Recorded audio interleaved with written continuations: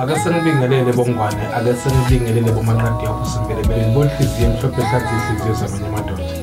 Uyena uNgwane ngila phansi kwamhlabeni ngalapho ngithathela khona la ngenzela khona izimangaliso. Nawe ungaba ngomunye wabantu engibaguqulele impilo zabo, abantu engibenzela izinto zibe ngcono.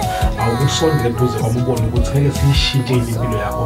Awukusondele eduze kwami ubone ukuthi akukho yini inguquko engaba khona empilweni yakho. Silale kwamhlabeni ngalapho sisejozini la sikhona khona iwona masipala wethu ukuthi nje uyaqhubeka kunale engathuphe yakho phambana. uNgwane bakwethu umlaphi wendabuko siza abantu asilande nabantu abalahlekayo esebaqala ukubaleka siyabalanda babuye basondele eduze. Umuntu angabaleki bakwethu akabuye eduze, umuntu akalokho ahambele kuphela ngoba siyamdinga loyo muntu.